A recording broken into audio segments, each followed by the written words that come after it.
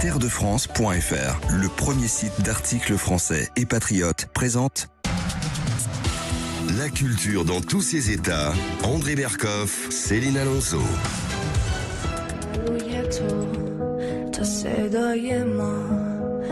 بلا چاو بلا چاو بلا چاو چاو چاو میپریم از خواب یه شب مهتاب یکی میگه Bella Ciao, le célèbre chant de révolte italien en persan, André Berkoff. Et bien aujourd'hui, c'est de la révolte qui a lieu en Iran depuis le 28 décembre dernier, dont nous allons parler sur Sud Radio et qui ne cesse de s'amplifier. En 2022, le slogan du peuple iranien était Femme, vie, liberté. En 2026, c'est ceci notre dernière bataille. Reza Pahlavi va rentrer. Reza Pahlavi étant André, le leader de l'opposition. D'abord, je voudrais dire que quel que soit ce qu'on pense quand on est français, quand on est ici, il va d'abord saluer, comme on salue toujours dans l'histoire, cette révolte des peuples, cette révolte des personnes qui vraiment à main nue, il faut le dire, se lèvent en risquant leur vie tous les jours, en risquant leur vie, en risquant le tabassage, les viols, les tortures, les pendaisons, se lève contre un pouvoir dictatorial, un pouvoir répressif, un pouvoir oppressif, et souvent dans le silence assourdissant, et il faut le dire, des bonnes âmes, d'Occident ou d'ailleurs. Alors d'ailleurs, on peut comprendre dans certaines autocraties, mais que dans l'Occident, des gens soi-disant progressistes jouent à l'indignation à géométrie variable, ne parlant que des choses qui les intéressent à eux et ne s'intéressent pas au reste parce que ça n'entre pas dans leur stratégie idéologique. Écoutez, je trouve ça, et je crois que je ne suis pas le seul, assez lamentable, pour ne pas dire autre chose. Je pense qu'il y a quelque chose qui se passe ici en Iran. Je pense, et on n'est pas quelque chose de très important, quelque chose d'historique, qui peut changer effectivement la donne, mais au-delà de la géopolitique, au-delà de tout ça, on en parlera, au-delà de la sociologie et de l'économie. Il y a que quelque chose dont on parle très très peu, et qui va au-delà du pétrole, et qui va au-delà de tout, c'est l'appétit de liberté, l'instinct de liberté. Vous savez, des gens on l'a dit pour l'Union soviétique, on l'a dit pour le nazisme, on l'a dit pour le bolchevisme, on l'a dit pour beaucoup de choses. Oui, mais les gens, ça y est, ils sont conditionnés, ils ne bougent plus, ils sont lobotomisés. Eh bien, regardez, l'Iran, aujourd'hui, nous donne un exemple extraordinaire. Et quand on dit que ça ne peut pas se passer ailleurs, c'est faux. Quand le peuple se soulève, quand les gens n'en peuvent plus et prennent tous leurs risques, eh bien c'est là où l'histoire se fait depuis toujours. Et actuellement, c'est du côté de l'Iran que ça se fait. Et cette révolte est-elle le dernier acte avant la chute des mollahs, André Berkoff? On va en débattre dans un instant sur Sud Radio avec la sociologue Manaz Shirali, avec l'avocat Sahan Saber, ancien collaborateur de Reza Pahlavi, et avec vous, chers auditeurs, réagissez en direct sur Sud Radio au 0826 300 300. La culture dans tous ses états. André Berkoff, Céline Alonso.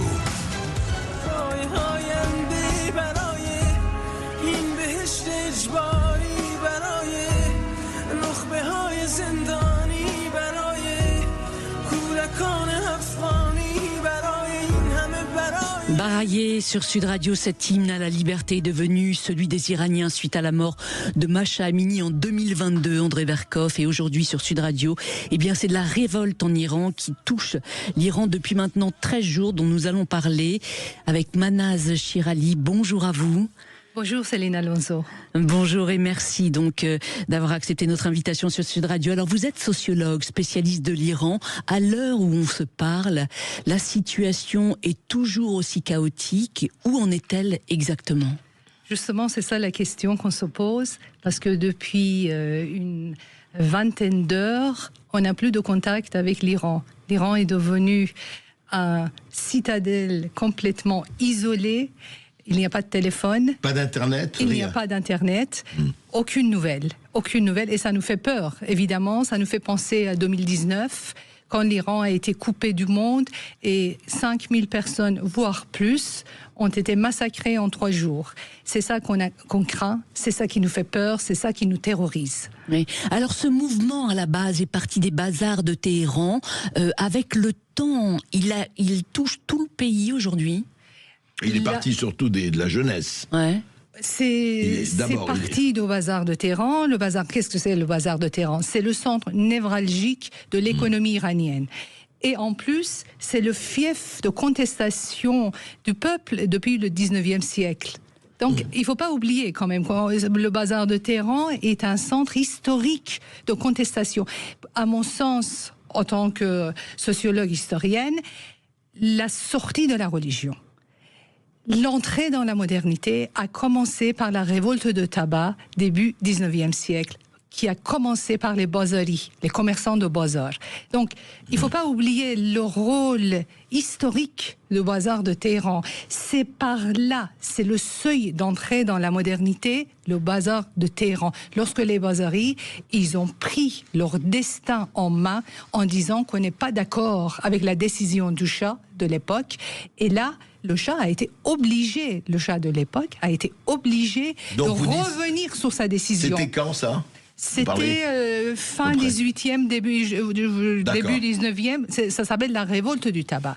La révolte du tabac a fait revenir Nasreddin Shah sur sa décision. Et pour moi, en tant qu'historienne, c'est le seuil d'entrée de l'Iran dans la modernité. C'est quoi la modernité? C'est un peuple qui veut prendre son destin en main. Pour la première fois dans toute l'histoire de ce pays, le peuple, lui, il dit « je ne veux pas ça ». Pour mon pays. Et c'est là où l'Iran commence sa longue démarche vers la modernité, qui continue encore aujourd'hui, on n'est pas encore rentré. Donc c'est un processus long, ce processus de la sortie de la religion. Cher à Marcel Gauchet. Mais aujourd'hui, quelles sont les causes profondes de cette nouvelle révolte et en quoi est-elle, différente de toutes les autres, notamment de celle de 2022? Ces révoltes, que ce soit la révolte de 2022, que ce soit la révolte de 2019 ou que les révoltes anciennes, elles sont toutes les révoltes d'un peuple qui ne supporte plus la République islamique, qui ne supporte plus ce régime idéocratique, kleptocratique et criminel à la tête de son pays. Donc, ces révoltes ce sont les successions logiques et naturelles des révoltes qui n'ont pas été répondues, qui n'ont pas été prises en main. Parce que la République islamique n'a jamais répondu aux demandes, aux revendications des Iraniens. Qu'est-ce qu'elle fait, la République islamique? Il tue. Mais vous ne pouvez pas faire taire un peuple comme le peuple iranien qui a la tradition de contestation populaire. Vous ne pouvez pas le faire taire éternellement. Vous pouvez le terroriser, vous pouvez le massacrer, vous pouvez faire ce que vous voulez, mais vous ne pouvez pas régner de cette façon éternellement. Et ben voilà, la société explose. Et pour moi, à mon sens, c'est la chose la plus naturelle qui puisse exister sur la Terre. Oui. Comment ça se fait, Comment il se fait que là, ce qu'on sent, en tout cas on ne sait pas ce qui va arriver, on espère pour le mieux, pour le peuple iranien, mais on a l'impression quand même aujourd'hui, on peut le dire, que c'est différent de 2019, que c'est différent de 2022. Vous avez parfaitement raison, il y a toujours des points communs et il y a toujours des points de divergence. On a parlé des points communs, on parle de divergence aussi. N'oublions pas qu'on est après la guerre de 12 jours. Qu'est-ce qui s'est passé guerre de 12 avec jours Israël. Pendant 12 jours, l'attaque israélienne au centre névralgique de la République islamique, cette attaque a profondément humilié la République islamique aux yeux de qui?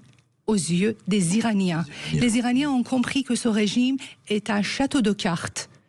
C'est un château de cartes. Et ils se sont dit, pourquoi nous attendons qu'une autre guerre arrive pour les renverser alors que nous pouvons le faire, nous, à main nue? Ça a été une prise de conscience. Une prise de conscience énorme. Deuxième facteur important, qui est vraiment un facteur encourageant, c'est la présence de Donald Trump à la Maison-Blanche.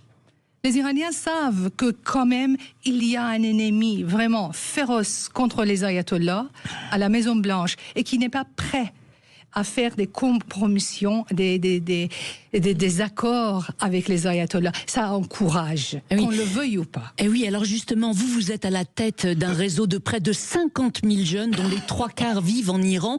Comment justement ils ont réagi à la déclaration de Donald Trump, qui encore hier soir a à nouveau menacé de frapper très fort l'Iran en cas de répression meurtrière? Régime iranien. De pas régime du tout. iranien, voilà. Justement, le réseau avec lequel je travaille, mes 50 000 jeunes. Alors, dès le tweet de Donald Trump, comme quoi la République islamique, s'il ouvre le feu, et c'est moi qui réponds, alors là, le hashtag de Thank you Trump a été vraiment répété des centaines de milliers de fois. Et ça montrait à quel point les jeunes ont pris au sérieux qu'il y a quand même quelqu'un de très fort face aux ayatollahs qui ne sont pas seuls. Psychologiquement parlant, était tellement important que 2 jours après, on a vu, c'est les 2 derniers jours, que ce que nous voyons aujourd'hui en Iran est tout à fait comparable avec les manifestations de la révolution de 1979. Depuis 1979, on n'avait jamais vu autant de monde de toutes les classes sociales, toutes les couches de la société dans la rue, des jeunes comme des vieux. Même j'ai vu des vieilles femmes avec leur canne qui disaient à Abba le dictateur. Et ça, c'est vraiment une grande fierté pour ce peuple. On peut pas dire autrement. J'ai vu ces images effectivement de cette femme. Et qui n'ont plus peur, vous disiez. Ils n'ont plus rien à perdre aujourd'hui. Et ils disent, nous n'avons plus rien à perdre, on a déjà tout perdu. Oui, c'est ça. Aujourd'hui, selon vous, est-ce que le régime iranien craint vraiment une attaque des Israéliens ou des Américains ou des deux ? Vous savez, les dirigeants de la République islamique, on peut leur reprocher beaucoup de choses, mais ils ont quand même pas complètement dénués de l'intelligence. Ils savent aujourd'hui, leur plus grand ennemi, ce n'est ni Israël ni les États-Unis. C'est le peuple. Ce sont les Iraniens. Et ils savent, je pense que je suis très contente de ne pas être à leur place, parce qu'eux, ils sont dans une sale situation, ils ne savent pas quoi faire aujourd'hui avec ce peuple qui se révolte et qui veut prendre son destin en main. Et comment vous expliquez, sans faire de géopolitique, on va en parler aussi après avec Maître Zaman, comment vous expliquez, c'est intéressant quand même, le silence quasi assourdissant de la Russie et de la Chine, qui sont quand même, c'est intéressant parce et de la France. On les entend pas beaucoup, mais la France c'est encore autre chose. C'est un vrai problème. Oui, non mais je veux dire la France, on parlera après des opinions publiques, ça c'est encore autre chose. Mais je parle des forces, des grandes puissances. La Russie quand même pas une petite puissance, la Chine non plus. On les entend pas. Alors André Berkoff, vous n'attendez quand même pas que Vladimir Poutine devient le supporter des démocrates iraniens, des Iraniens qui luttent pour la démocratie. Pour moi, c'est tout à fait normal, il est tout à fait cohérent, la Chine aussi. Non, mais il ne défend pas, non, je n'ai pas dit ça du tout. Pardon, alors exprimons-nous bien. Je dis que comment ça se fait qu'ils ne défendent pas les mollahs ? C'est ça que je dis. Comment ça se fait ? Ce sont leurs alliés. C'est ça que je veux dire. Écoutez, il faut être vraiment naïf que de croire que Poutine pourrait être ami de qui que ce soit, et surtout l'ami des ayatollahs. Alors là, je pense qu'eux-mêmes, ils ne comptent pas beaucoup sur Poutine, parce qu'il y a quand même une animosité historique entre la Russie et l'Iran depuis le XVIIIe siècle, depuis Fateh Ali Shah. Il y a eu 2 guerres, il y a eu des accords honteux pour l'Iran. L'Iran a perdu une grande partie de son territoire à cause de la Russie. Donc, on n'a jamais compté sur la Russie. Je pense que c'était une très grande naïveté quand même de la part de Khomeini de croire qu'il croyait pour compter. Et là, j'ai toujours dit, ce n'est pas aujourd'hui, ça fait 10 ans que je dis, il faut être vraiment naïf que de croire que Poutine va soutenir qui que ce soit, et surtout pas les... Et la Chine ? Pareil. La Chine, pareil. Non, mais vraiment... Non, par contre, ce qui est étonnant, c'est que on sait que quand un peuple sort dans la rue et qui veut prendre son destin en main, quels que soient les slogans, quelles que soient les revendications, c'est un acte démocratique en tant que tel par nature. Bien sûr. Et que les pays démocratiques, le pays des droits de l'homme restent silencieux. Monsieur Berkoff, c'est une honte. Vous comprenez pas ? Vous ne comprenez pas pourquoi, en France, à part quelques voix, ça ne bouge pas ? Ça fait 33 ans que je vis en France, et plus le temps passe, moins je comprends les Français. Mais alors, comment vous interprétez ça ? C'est intéressant d'entendre. Et moi, je ne comprends pas comment les Français, quand je dis les Français, je parle des grands spécialistes qui sont sur tous les tribunes. Les grands experts de plateau. Les grands experts des plateaux pleurent sur la chute de Bachar al-Assad, ensuite pleurent sur le kidnapping de grands criminels contre l'humanité, Maduro.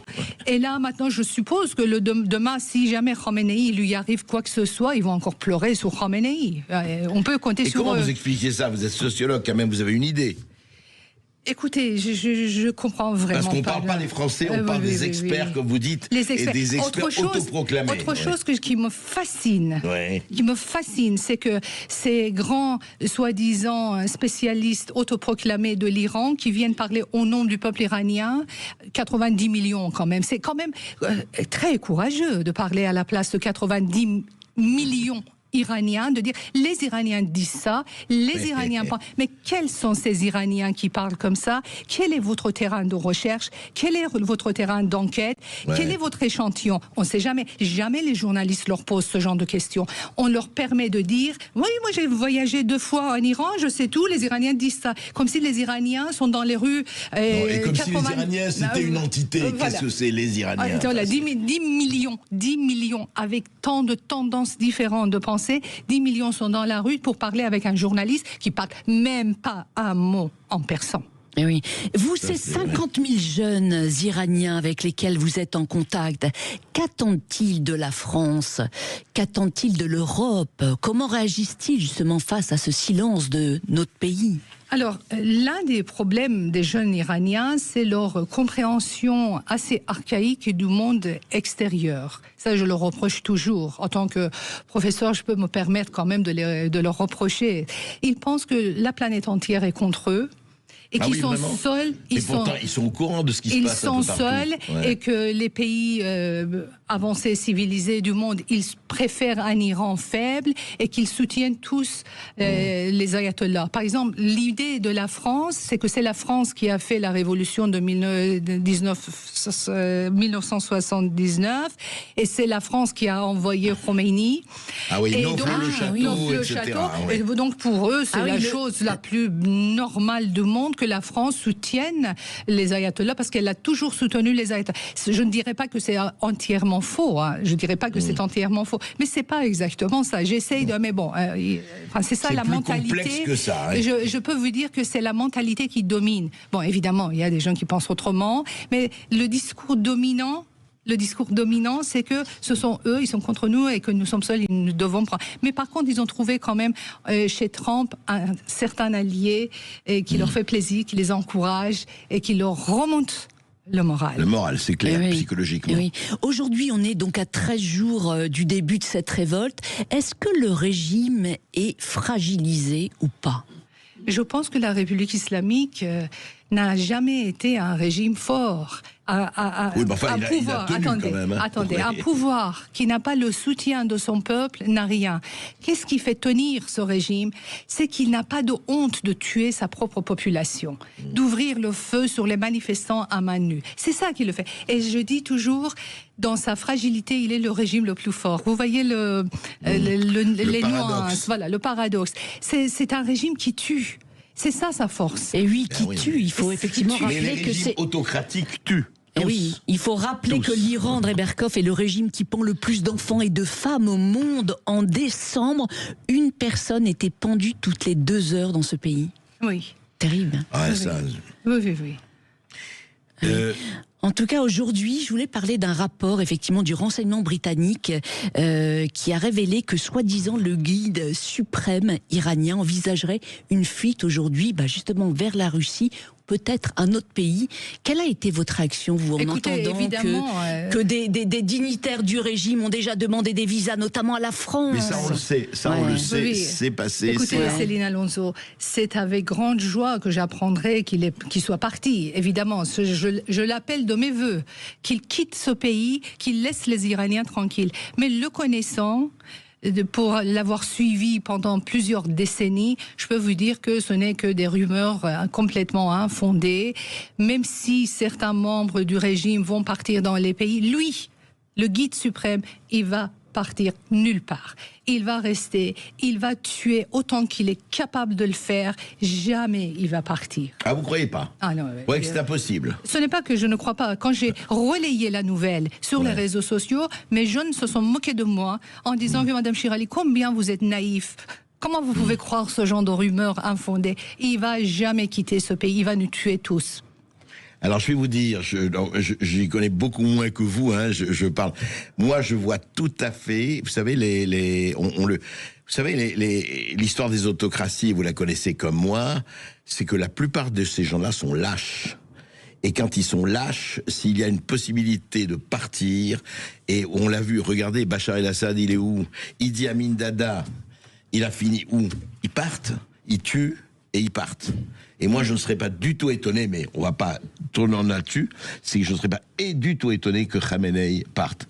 Parce que je crois à la lâcheté profonde de ces gens. Il n'y a pas... Alors, tous ne sont pas partis. Hitler est mort dans son bunker, etc. Mais la plupart... Enfin, on verra. L'avenir nous dira ce qu'il en est. Hein, André Berkoff, on va continuer cette discussion dans un instant sur Sud Radio. Alors aujourd'hui, le nom de Reza Pahlavi est scandé par une importante partie des manifestants en Iran. Qui est ce leader de l'opposition qui est exilé aux États-Unis depuis près de 50 ans? Quelles sont ses ambitions pour l'Iran? On va en parler dans un instant sur Sud Radio avec Maître Sahan Saber. Restez avec nous.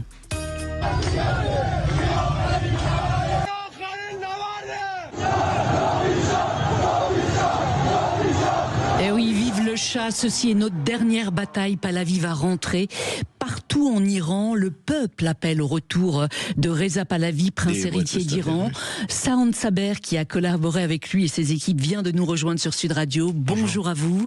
Alors, vous êtes porte-parole du collectif d'avocats franco-iraniens Vakilan. Racontez-nous précisément ce qu'incarne effectivement le fils du dernier Shah d'Iran, donc pour le peuple iranien, et surtout, quelle est son histoire? Quelle est l'histoire de cette dynastie? Vous savez, Reza Pahlavi est un homme dont il est important de dire que d'abord c'est un homme du 21e siècle. C'est un homme qui vit dans cette époque qui est celle des nouvelles technologies, de l'intelligence artificielle, et les mauvaises langues essayent de le rapprocher, de l'associer aux problèmes d'autoritarisme qui pouvaient avoir lieu à l'époque de son père. Son père a régné en Iran à une époque qui était celle de la guerre froide. De façon très autoritaire. De façon très autoritaire, mais vous savez, je vais vous répondre tout de suite. En France, on aime beaucoup rappeler ça, parce qu'en fait, en France, on ne se pardonne pas d'avoir accueilli Khomeini, de l'avoir soutenu. On a eu les plus grands intellectuels français, Michel Foucault, Jean-Paul Sartre, Simone de Beauvoir. Il y a récemment, ces derniers jours, un article du New York Times qui date de 78, qui est remonté à la surface, où Khomeini est présenté presque comme un Martin Luther King islamique. Donc en fait, on aime bien rappeler effectivement... Comme toute la gauche iranienne. Comme la gauche iranienne. Rappelez-vous la gauche iranienne qui était là comme des fous. Et qui aujourd'hui, les ayatollahs, on va faire la révolution. Et qui aujourd'hui, et qui n'a jamais eu de compte à rendre sur le soutien qu'elle a apporté à l'ayatollah Khomeini. Donc vrai. Si vous voulez, on aime bien ici en France rappeler ça, parce qu'on se pardonne pas d'avoir accueilli Khomeini en France et de lui avoir 78, voilà, et de lui avoir permis d'accéder aux réseaux, aux médias et à tous les moyens de communication. Et alors qu'en Iran, quand vous interrogez les Iraniens, ils vous disent pas immédiatement que le problème c'était l'autoritarisme du Shah. Ils vous disent, je parlais avant-hier avec une jeune femme en Iran qui disait qu'elle n'est pas spécialement monarchiste, mais elle disait que Reza Shah, le fondateur de la dynastie Pahlavi, le père du Shah d'Iran, a récupéré l'Iran lorsqu'il a été intronisé en 1925 dans un pays qui était frappé d'épidémies de malaria, de lèpre et de choléra. Et 45 ans plus tard, on avait les 2500 ans de l'Empire perse qui était organisé avec une centaine de chefs d'État qui étaient présents à Persépolis. Donc, si vous voulez, il a modernisé le pays. Il a modernisé. Alors sans doute, Reza Pahlavi le dit très régulièrement, il dit peut-être qu'il aurait été préférable que cette modernisation aille un peu moins vite, afin que la population soit davantage associée, peut-être que la sociologie iranienne soit un peu mieux prise en considération, parce que vous avez les personnes issues des milieux bourgeois, des villes, et puis vous avez les paysans beaucoup Bien plus dans les provinces, dans les régions, qui avaient peut-être moins accès à la compréhension de la politique. Mais et c'est pour ça qu'une certaine gauche iranienne a cru qu'ils allaient pouvoir faire la révolution en renversant le Shah. Et en appelant l'ayatollah Khomeini, à l'époque l'ayatollah Khomeini. Alors, je pense que c'est un peu plus complexe. La gauche iranienne voulait absolument faire de l'Iran un pays satellite de l'Union soviétique. Il faut rappeler qu'à l'époque, il y avait l'Union soviétique avec 1500 km de frontières avec l'Iran. Ce que les communistes n'avaient pas à l'époque, c'était le réseau des mosquées qui était celui du clergé, le clergé chiite, qui est un clergé donc qui est très organisé. Et c'est comme ça que les religieux ont pu, je dirais, monter sur le dos des communistes pour profiter des premières tensions qui avaient été mises en œuvre dans le pays. Mais cette alliance, en réalité, entre ce qu'on appelait le rouge et le noir, est très ancienne. Elle date déjà des années 50. Maître Saber, juste un mot. Maître Saber, qu'est-ce qui fait, alors si aujourd'hui, ça c'est l'histoire et c'est bien de la rappeler, Qu'est-ce qui fait qu'aujourd'hui, parce que c'est très intéressant, on lui disait hors micro, on a très peu entendu le nom de Pahlavi en 2019 ou en 2022, et Dieu sait s'il y a eu des choses importantes, et qu'aujourd'hui, c'est Pahlavi, et vraiment, ça retentit partout. Avec la vie, évidemment. Oui, ces partisans, il faut le dire, sont très nombreux en Iran. Ils sont très nombreux. Alors, qu'est-ce qui fait que c'est revenu très fortement comme ça ? Et je pense qu'il faudra étudier, mais on est dans le cycle normal d'un grand mouvement de contestation et de soulèvement qui, à chacun, ont un slogan. Le 2019, c'était le triplement des prix de l'essence qui avait entraîné un soulèvement essentiellement des milieux populaires et, je dirais même, de la base populaire du régime. C'est pour ça que la répression avait été aussi violente. Ça a été un moment de brisure pour le régime. Le régime a perdu vraiment une partie substantielle de sa base populaire. En 2022, c'était la question du foulard sur laquelle les femmes iraniennes travaillent et militent depuis des années et des années. Et ce qui s'est passé ces derniers temps, c'est que avec ce qu'on a appelé en France la vie chère, mais en Iran, on parle de corruption et de sanctions internationales. On parle d'une corruption qui est endémique et qui est le fait d'une classe dirigeante plutocratique en réalité. C'est l'homme politique Manuel Bompard qui parle de les Iraniens se rendent uniquement pour le coût de la vie, quoi. Oui, puis Reza Pahlavi, il faut le dire, ces dernières années, il s'est beaucoup exprimé, il a beaucoup pris la parole, il est très actif sur les réseaux sociaux, Manaj Shirali, et il a souvent exprimé son aversion pour le régime des mollahs. Et pas que ça. À un moment donné, en suivant les discours des jeunes, je me suis rendu compte qu'ils sont conscients de ce qui... Ils se demandaient, ils étaient à la recherche de savoir ce qui a fait la faillite des anciens mouvements sociaux en Iran. Pourquoi les mouvements ont été réprimés. Et ils sont arrivés à l'idée parce que nous n'avions pas de leader. Et on a besoin d'avoir un leader. Donc, le choix de Pahlavi, c'est un choix déterminé du peuple, quelle que soit leur tendance, parce que vous trouvez toutes les tendances de pensée parmi les Iraniens, mais ils sont tous d'accord aujourd'hui sur un seul fait, c'est que sans leader, ils n'arrivent pas à renverser la République islamique, et Reza Pahlavi est la figure de ce leader qui est capable de diriger le mouvement et renverser la République islamique. Oui. Saad Saber, quelles sont ses ambitions aujourd'hui pour son pays ? Il parle d'un plan pour instaurer la stabilité. Quel est-il, ce plan ? Alors, ce qui est important, c'est effectivement qu'à la chute du régime, le pays ne s'effondre pas. Et son plan d'abord consiste à faire en sorte que les forces de sécurité, l'administration, les membres de l'administration aujourd'hui de la République islamique, les personnes qui n'ont pas de sang sur les mains mais qui ont travaillé en tant que fonctionnaires pour leur pays, puissent faire partie de la solution et de l'après. Ce qui est important, c'est que ce pays puisse continuer d'être administré par la suite. Il faudra également que l'ensemble des forces politiques se structurent en partis politiques, en associations, en syndicats, pour qu'une vie politique sur de nouvelles bases puisse renaître et qu'on puisse aller vers une transition démocratique avec des règles qui seraient acceptées par tout le monde, à la suite d'une constitution qui serait le travail d'une assemblée constituante, qui serait élue. Ce qui ne sera pas simple, parce que passer effectivement d'une république islamique à une démocratie laïque, ça risque d'être très compliqué. Ce n'est pas simple, mais vous savez, l'exemple de Reza Pahlavi, il n'en parle pas beaucoup, mais c'est celui qui pour lui représente vraiment le meilleur de tous les exemples, c'est Juan Carlos. Juan Carlos a emmené son pays d'un régime autocratique, autoritaire, vers une démocratie. Et il a toujours à cœur de rappeler que le leader du parti communiste de l'époque, dont j'ai oublié le nom, en Espagne, avait déclaré se sentir tout à fait à l'aise avec le roi Juan Carlos, avec qui échanger et avec qui entretenir le dialogue. Donc, si vous voulez, le processus de démocratisation, il va nécessairement mettre du temps, mais il implique la participation de tout le monde. Et c'est ce à quoi il travaille depuis des années. Oui. Il y a quelque chose quand même. Comment à votre avis, comment va se passer ? Parce qu'on sait très bien que l'Iran, les Bassidji, les gardiens de la Révolution, c'était aussi presque dans chaque famille. C'est-à-dire que vous avez toute une partie de la population qui avait, non, je ne dis pas qu'ils étaient pour les Bassidji, mais je parle d'une population paysanne, etc., où ils étaient très introduits. C'est quelque chose qui n'est pas l'armée en haut, c'est toute une structure. Est-ce que cette structure-là va pouvoir être réutilisée, reconvertie, ou ça va être compliqué ? Alors, vous savez, quand on étudie les travaux des différents sociologues, et je pense même à ceux de Manaj Shirali, on voit que le pourcentage de ce qu'on appelle vraiment les martyropathes, c'est-à-dire les personnes engagées dans les Bassidji, dans les gardiens de la Révolution, qui sont prêts à mourir pour le régime, le nombre est quand même assez limité. Beaucoup y sont parce qu'ils sont fonctionnaires, parce qu'il faut travailler, parce qu'ils ont une appétence, un intérêt idéologique, mais enfin, ce sont pas non plus des personnes qui pourraient vivre et mourir pour le régime. Ouais. Ce sont pour beaucoup aujourd'hui des gens qui ont perdu toute illusion. Et la guerre des 12 jours, comme on l'a évoqué tout à l'heure, a quand même brisé tous les centres névralgiques de la République islamique et tous les centres de commandement militaire. Donc aujourd'hui, les discours de fermeté de l'ayatollah Khomeini ne sont même plus crus à l'intérieur du régime. Et puis aussi parce que vous savez, même les plus hautes têtes du régime aujourd'hui ont leurs enfants qui sont à l'étranger. Les propres enfants des dignitaires de la République islamique ne croient pas dans ce régime. Ça, c'est un bon critère, ça, effectivement. Donc ça en dit très très long sur la suite. Et donc cette sociologie, Madame Shirazi, cette sociologie du peuple iranien aujourd'hui, on voit très bien effectivement ce qu'on voit, parce que c'est extraordinaire pour nous quand on voit les images. Ces mouvements de masse, c'est pas une poignée, c'est pas des centaines de milliers, ce sont des millions.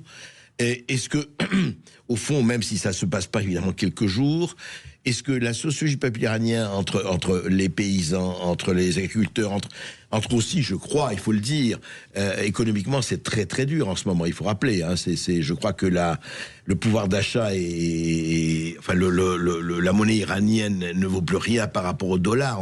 On en a parlé hier avec, je crois, Razavi, avant-hier. C'était que entre 45 et aujourd'hui, c'est hallucinant, quoi. La monnaie iranienne n'a plus de valeur. N'a plus de valeur. On peut même pas parler de la faiblesse de l'économie. Il n'y a plus d'économie en Iran. Il y a même des famines dans certaines régions du pays. Oui, c'est terrible. En plus, n'oublions pas que l'Iran est un pays riche. Oui. 11% de réserves mondiales se trouvent en Iran. Donc, comment est-ce possible qu'un pays aussi riche... Comment vous expliquez effectivement cette crise économique profonde du pays aujourd'hui? Vous l'avez dit, un pays riche, très riche. Les intérêts nationaux des Iraniens n'ont jamais entré en ligne de compte de leurs dirigeants. La République islamique, par des raisons tout à fait historiques, avait cette idée, cet impérialisme islamique dans la région. Son but était de régner sur l'ensemble du monde musulman. Et l'Iran était un tremplin pour lui. C'est la raison pour laquelle, depuis 47 ans, les intérêts de ce peuple ont été massacrés, sans tenir compte, sans être respectés. Et voilà le résultat. Un demi-siècle après, on voit que quand on méprise les intérêts d'un peuple, le peuple devient dans l'état où vous voyez qu'aujourd'hui, tout le monde est dans la rue en criant « à bas le dictateur ». Le dictateur, absolument. Et donc, Pahlavi, lui, il est prêt, à votre avis, à... je ne dis pas demain ou après-demain, à reprendre le pouvoir, à prendre le pouvoir et à constituer une première infrastructure? En tout cas, il s'y prépare depuis de très, très, très nombreuses années. Mais ce qui est important pour lui, c'est que on parvienne tous à un texte commun, à une réflexion commune et à un gouvernement d'union nationale. C'est autour de ça. S'il y a un désaccord profond sur la nature de ce que doit devenir l'Iran, naturellement, il s'y engagera pas. Pour lui, la démocratie et la laïcité sont les deux piliers fondateurs de ce nouvel Iran. Démocratie et laïcité. Démocratie et laïcité. Oui, moi, je dirais, c'est le peuple iranien qui est prêt à se gouverner lui-même. Oui. Et comment est-il perçu par le régime actuel ? Je pense que pendant très longtemps, il n'était pas considéré au sérieux, mais aujourd'hui, il est perçu comme une alternative. Et c'est là où les choses commencent à devenir intéressantes, c'est que dans ses projets, il a toujours parlé d'un processus de réconciliation nationale. Il prend l'exemple de l'Afrique du Sud en disant que c'est à travers un processus de réconciliation nationale qu'on pourra permettre aux Iraniens, à ceux qui ont servi le régime, de trouver leur place dans un nouvel Iran aux côtés de ceux qui en ont été victimes. Mais vous voyez, là où les choses doivent quand même nous interpeller, c'est que ce processus de réconciliation nationale, il est intéressant pour les gens du régime eux-mêmes. Parce qu'il y en a certains qui savent que le régime n'a pas d'avenir, et surtout s'il y a une autre personne, il peut y avoir des épisodes de purge, des épisodes de vengeance, des choses. Le sang peut couler. Et aujourd'hui, vous avez des officiers et gardiens de la Révolution qui disent bon, Reza Pahlavi, je n'ai aucune sympathie pour lui, mais qui peut aujourd'hui m'assurer que je serai encore vivant demain si le régime tombe? C'est Reza Pahlavi. Donc même dans une logique strictement politique, message de Reza Pahlavi et le travail qu'il a fait sur ce terrain-là peut constituer une solution pour l'avenir. Et oui, cette révolte sera-t-elle le prélude à la véritable libération du peuple iranien? On continue d'en parler dans un instant sur Sud Radio. Réagissez au 0826 300 300. Terredefrance.fr, le premier site d'articles français et patriotes, présente la culture dans tous ses états. André Berkoff, Céline Alonso. بازوهای لاغرم بزن میخوام همش رد باتون باشه باورم من یه دختر با موهای تا کمر با شاتگان بیا من بازوکای باورم سخته ولی ما ساده میگیریم تهش اگه یه Rap de jeunes iraniennes. Et oui, de retour sur Sud Radio avec André Berkoff, avec Manaz Shirali, sociologue, et avec Saoun Saber, avocat qui a collaboré à une époque avec Reza Pahlavi. Et nous parlons bien entendu de la révolte qui se déroule actuellement en Iran. Alors, Manaz Shirali, la chute des mollahs, si elle a lieu demain, effectivement, elle changerait les règles du monde. Quelles en seraient les conséquences ? Écoutez, la chute qu'on souhaite tellement, de tout cœur, la chute imminente de la République islamique, je l'ai déjà dit, je l'ai toujours dit, ça ne sera pas la chute d'un pouvoir politique. Ce n'est pas la chute d'un régime politique. C'est plus que ça. C'est largement plus que ça. C'est la chute de l'empire du clergé chiite sur l'Iran. Et à plus forte raison, sur l'islam idéologique qui règne aujourd'hui sur l'Europe, et que Saran va en parler. Mais c'est important de savoir que le jour où l'Iran devient libre, c'est la mort de l'islam idéologique. Cet islam qui est devenu l'idéologie de combat. L'islam politique. Moi je dis l'islam idéologique. L'islam a toujours, monsieur Berkoff, l'islam a toujours été politique dès sa naissance. Mais ce qui se passe à partir de la fin du 19e siècle, c'est l'idéologisation de l'islam. Ce que les experts de tout plateau ne se rendent pas compte, ne comprennent pas la différence. Mais la différence est immense. Un jour, je viendrai pour vous expliquer la différence. On en parlera. D'ailleurs, votre livre va sortir bientôt, donc on en parlera. Saoun Saber. Oui, effectivement, de la même façon que la chute du mur de Berlin, la chute de l'Union soviétique a entraîné un affaiblissement des mouvements communistes partout dans le monde, la chute de la République islamique entraînera avec elle la chute, je pense, de beaucoup d'entrismes religieux partout dans le monde, notamment en Europe. On a eu un excellent rapport qui avait été réalisé au mois de novembre, qui avait été publié au mois de novembre par Gilles Platré et un certain nombre de spécialistes, notamment iraniens, de la question sur l'entrisme de l'Iran en France. Tous ces petits mouvements, toutes ces petites associations qui sont financées, tous ces messages, ces réseaux sociaux vont connaître un vrai coup d'arrêt.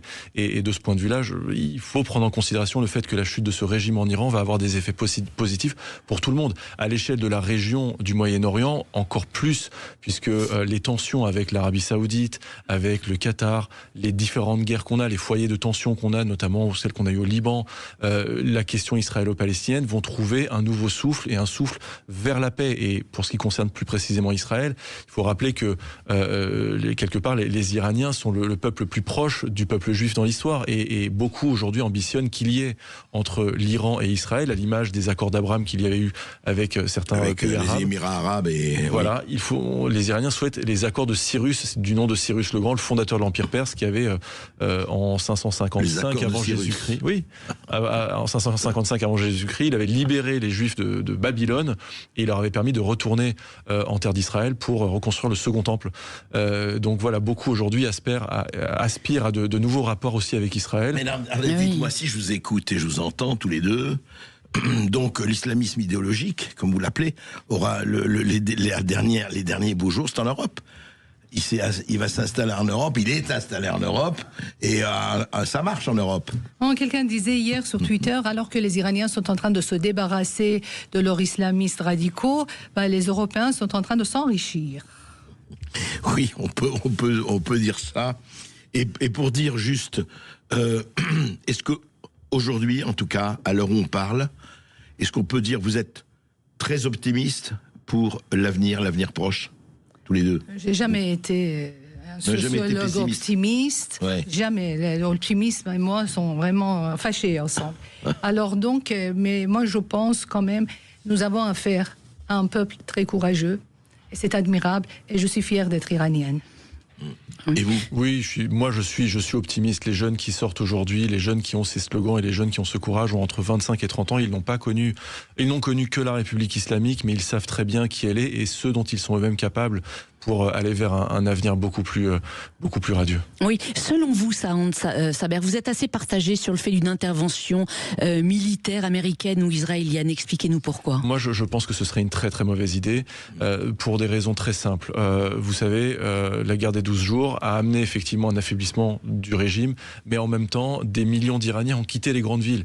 Si on veut qu'ils puissent continuer à confronter les forces de sécurité, si on veut qu'ils puissent continuer à exprimer leurs slogans et à occuper le pays qui est le leur, à occuper leurs rues, il ne faut pas qu'il y ait d'intervention. Oui, ça désorganiserait la contestation. Non, Manas Shirali. Voilà, c'est notre point de désaccord. Et je pense qu'il est vraiment important de savoir que le peuple iranien, la nation iranienne, à main nue, n'arrivera pas à renverser le régime. Les Iraniens ont besoin de l'intervention de la communauté internationale, quelle que soit la forme. Il faut qu'il y ait la convergence entre les forces internationales et les forces iraniennes. Alors l'avenir va vous pas départager. On verra. De toute façon, il y a des semaines, des mois. On espère que la libération tous. Je crois qu'il n'y a pas quelqu'un, en tout cas, de bonne volonté, qui n'est pas d'accord à ce que ça se passe le plus tôt possible. Parce qu'un peuple libéré en vaut 10. Il faut le dire. Manas Shirali. Saad Saber, merci à vous d'être intervenu sur Sud Radio. Vous revenez quand vous voulez sur notre antenne. On aura plaisir à vous accueillir avec André Berkoff. Tout de suite, chers auditeurs, vous retrouvez Brigitte Lahaye.